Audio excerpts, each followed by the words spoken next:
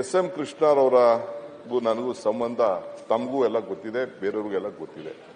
ತಂದೆ ಮಗನ ಯಾವ ರೀತಿ ಪೋಷಣೆ ಮಾಡ್ತಿದ್ರು ಅವ್ರ ಜೊತೆ ಸೇರಿದ ಮೇಲೆ ಇಲ್ಲಿವರೆಗೂ ಕೂಡ ಒಂದು 2-3 ವಿಚಾರದಲ್ಲಿ ನನಗೂ ಅವ್ರಿಗೂ ಭಿನ್ನಾಭಿಪ್ರಾಯ. ಅದನ್ನು ಏನು ಅಂತ ನಾನು ಇಲ್ಲಿ ಚರ್ಚೆ ಮಾಡೋಕ್ಕೆ ನಾನು ಹೋಗುದಿಲ್ಲ. ಕೆಲವು ತೀರ್ಮಾನಗಳು ಮಾಡಿದ್ದು ಸರಿ ಇಲ್ಲ ಅಂತ ನಾನು ಆವತ್ತೂ ಹೇಳಿದ್ದೆ, ಇವತ್ತು ಹೇಳ್ತೀನಿ, ಮುಂದಕ್ಕೂ ಹೇಳ್ತೀನಿ. ಆದರೆ ಬೇರೆ ರಾಜಕಾರಣದಲ್ಲಿ ನಾವು ನೋಡಿದ್ದೇವಲ್ಲ, ನಮಗೆ ಇಷ್ಟೋ ರಾಜಕಾರಣದಲ್ಲಿ ನಾವು ಸಾವನ್ನ ನಿಲ್ಲಿಸ್ಲಿಕ್ಕೆ ಸಾಧ್ಯ ಇಲ್ಲ. ಸಾವು ಎಲ್ಲರಿಗೂ ಬಂದೇ ಬರ್ತದೆ. ಎಂಥವರು ದೇವ್ರಿಗೂ ಬಂದಿದೆ, ಪ್ರಪಂಚದಲ್ಲಿ ಎಲ್ಲರೂ ಕೂಡ ಸಾವುಗಳು ಬಂದಿದೆ. ದೇವ್ರಿಗೂ ಕೂಡ ಸಾವನ್ನ ಇಲ್ಲದೆ ಇರ್ಲಿಕ್ಕೆ ಸಾಧ್ಯ ಇಲ್ಲ. ಎಂತ ಕೊನೆಗೆ ಆಶೀರ್ವಾದಗಳು ಮಾಡೋದು ಕೂಡ ಸಾವೇ ಇಲ್ಲ ಅಂದ್ರೂ ಕೂಡ ಯಾರು ಸಾವು ನಿಲ್ಲಿಸಿಲ್ಲ.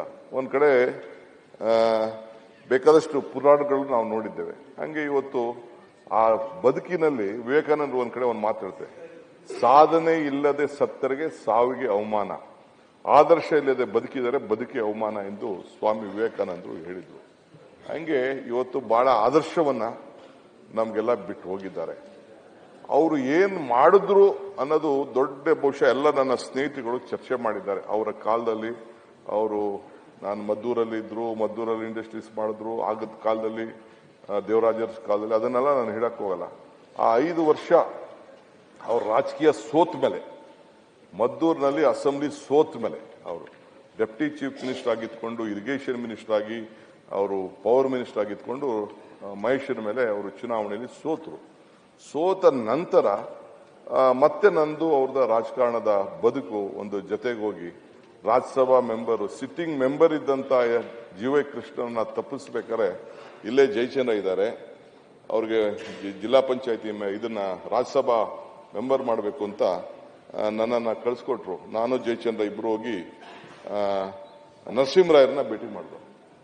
ಇಬ್ರು ಹೋಗಿ ನಾನು ಹೇಳಿದೆ ನರಸಿಂಹರಾಯರಿಗೆ, ನೀವು ಎಸ್ ಎಂ ಕೃಷ್ಣರವ್ರಿಗೆ ಟಿಕೆಟ್ ಕೊಟ್ಟರು ಮಾತ್ರ ನಾವು ವೋಟ್ ಹಾಕ್ತೀವಿ, ನಾನು ಇಂಡಿಪೆಂಡೆಂಟ್ ಮೆಂಬರ್, ನನಗೆ ಕಾಂಗ್ರೆಸ್ ಪಾರ್ಟಿ ಅವ್ರು ಟಿಕೆಟ್ ಕೊಟ್ಟಿರಲಿಲ್ಲ ಕೆಲವು ಪೊಲಿಟಿಕಲ್ ಡಿಫರೆನ್ಸ್ ಇಂದ. ಸೊ ನಾನು ಇಂಡಿಪೆಂಡೆಂಟ್ ಆಗಿ ನಿಲ್ಬೇಕಾದಂತ ಒಂದು ಪರಿಸ್ಥಿತಿ ಬಂತು. ನಾನು ಕಾಂಗ್ರೆಸ್ ಪಾರ್ಟಿಲಿ ನಿಂತ್ಕೊಂಡೆ, ರೆಬೆಲ್ ಕಾಂಗ್ರೆಸ್ ಆಗಿ ನಿಂತ್ಕೊಂಡು ಚುನಾವಣೆ ಗೆದ್ದೆ. ಒಂದು 5 ಜನ ಗುಂಪು ಮಾಡ್ಕೊಂಡಿದ್ದೆ. ನನಗೆ ಇದನ್ನೆಲ್ಲ ತಲೆಯಲ್ಲಿತ್ತು, ನನಗೆ ಗುಂಪು ಮಾಡ್ಕೊಂಡಿದ್ದೆ. ಕಾಂಗ್ರೆಸ್ ಪಾರ್ಟಿಗೆ 36 ಸೀಟ್ ಮಾತ್ರ ಅವತ್ತಿನ ಕಾಲದಲ್ಲಿ ಇತ್ತು.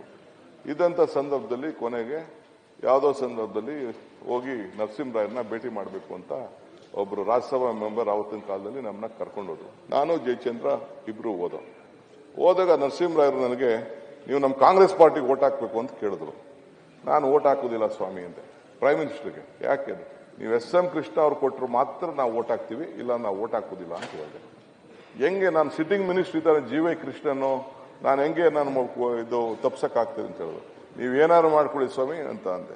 ನಾನು ಇಂಗ್ಲಿಷಲ್ಲಿ ಮಾತಾಡ್ತಿದ್ದೆ. ನನ್ನ ಜೊತೆಯಲ್ಲಿದ್ದಂಥ ಸಚ್ಚಿದಾನಂದ ಸ್ವಾಮೀಜಿ ಅವರು MP ಅವರು, ನಿಂಗೆ ಮಾತಾಡಕ್ ಹೋಗ್ಬೇಡ ಅಂತ ನಾನು ಕನ್ನಡದಲ್ಲಿ, ಅವ್ರಿಗೆ ಕನ್ನಡ ಗೊತ್ತಾಗ್ತಿತ್ತು. ಅವ್ರು ಹೇಳಿದ್ರು ಕನ್ನಡ ಇಲ್ಲ ಬಾಬು ಮಾತಾಡ್ಲಿ, ಯು ಸ್ಪೀಕ್ ಬಾಬು, ಇವು ಮಾತಾಡ್ಲಿ ಬಿಡು ಅಂತ ತೆಲುಗುಲಿ ಅವ್ರಿಗೆ ಹೇಳಿದ್ರು. ಅವರು ಹೇಳಿದ ತಕ್ಷಣ ನಾನು ಹೇಳಿದೆ, ನೀವು ಕೊಟ್ರೆ ಕೃಷ್ಣ ಅವ್ರು ಕೊಟ್ರೆ ವೋಟ್ ಹಾಕ್ತೀವಿ ನಾವು 5 ಜನ, ಇಲ್ಲ ಅಂದ್ರೆ ನಾವು ವೋಟ್ ಹಾಕೋದಿಲ್ಲ ಅಂದ್ಬಿಟ್ಟು ಕೊನೆಗೆ ಬಂದು ಆಮೇಲೆ ಒಬ್ಬ ಸಿಟ್ಟಿಂಗ್ ಮಿನಿಸ್ಟರ್ ತಪ್ಪಿಸಿ ಸಿಟ್ಟಿಂಗ್ ಮಿನಿಸ್ಟರ್ ತಪ್ಪಿಸಿ ಕೊನೆಗೆ ಕೃಷ್ಣ ಅವ್ರು ಕೊಟ್ಟರು. ಅವ್ರು ರಾಜ್ಯಸಭಾ ಮೆಂಬರ್ ಆದ್ರು. ಅದಾದ್ಮೇಲೆ ಪಕ್ಷದ ಅಧ್ಯಕ್ಷರಾಗಿ ಕೆಲಸ ಮಾಡಿದ್ರು, ಆಯ್ಕೆ ಆಯ್ತು. ಪಕ್ಷದ ಅಧ್ಯಕ್ಷರಿಗೂ ಪಾಪ ಧರಮ್ ಸಿಂಗ್ ಇದ್ರು, ನಾನು ಅವ್ರ ಜೊತೆ general secretary. But S M Krishna ಅವ್ರ ಜೊತೆ ಉಳ್ಕೊಳ್ಳೇಬೇಕು ಅಂತ ನಾನು, ಜಯಚಂದ್ರ, CM ಲಿಂಗಪ್ಪ, ಶಿವಮೂರ್ತಿ, ನಫೀಸ್ ಫಜಲ್ 3 ತಿಂಗಳು ಕ್ಯಾಂಪ್ ಹಾಕಿ ಸೋನಿಯಾ ಗಾಂಧಿ ಅವರಿಗೆ ಕನ್ವಿನ್ಸ್ ಮಾಡಿ ಪಕ್ಷದ ಅಧ್ಯಕ್ಷ. ಒಂದು ದೊಡ್ಡ ಘಟನೆ ಇವತ್ತು ನಾನು ಹೇಳಲೇಬೇಕಾಗ್ತದೆ. ಅಧ್ಯಕ್ಷರಾದ್ರು, ಕೊನೆಗೆ ಪಾಂಚಜನ್ಯ ಮಾಡ್ದ. ಪಾಂಚಜನ್ಯ ಮುಗಿದ್ಮೇಲೆ ನಮ್ಮ ಸರ್ಕಾರನೂ ಬಂತು, ಎಲ್ಲ ಆಯ್ತು. ಅದಾದ್ಮೇಲೆ ಮಂತ್ರಿಮಂಡಲ ಮಾಡಬೇಕಾಯ್ತು. ಮಂತ್ರಿಮಂಡಲ ನಡೀತು.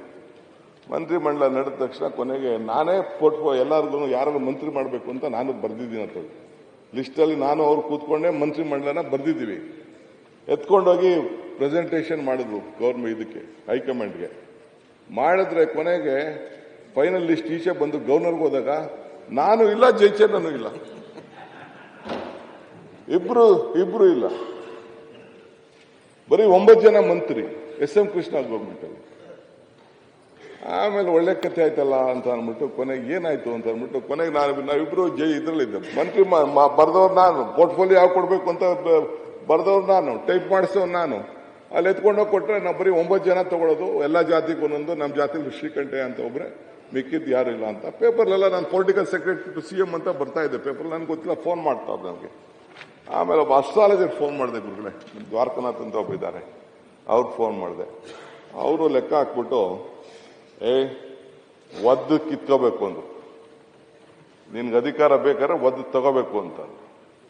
ಏನ್ ಮಾಡೋದು ಅಂತ ಅಂದ್ಬಿಟ್ಟು ಕೊನೆಗೆ ಜಯಚಂದ್ರ ಇದ್ದ ಒಬ್ಬ PA ನನಗೆ ಫೋನ್ ಮಾಡಿದೆ. ಇವತ್ತು ಆ PA ಇಟ್ಕೊಂಡಿದ್ದೀನಿ, ಅವ್ರ ಹತ್ರ ಇದ್ದೋ ನನ್ನ ಹತ್ರ ಸೇರಿಸ್ಕೊಂಡಿದ್ದೆ. ನಾನು ಒಬ್ಬ PA, ಶ್ರೀಧರ್ ಅಲ್ಲ, ಬೇರೆ ಒಬ್ಬ PA ಇತ್ತು, PS ಇದ್ದು ಇದಕ್ಕೆ ಇಟ್ಕೊಂಡಿದ್ದೆ.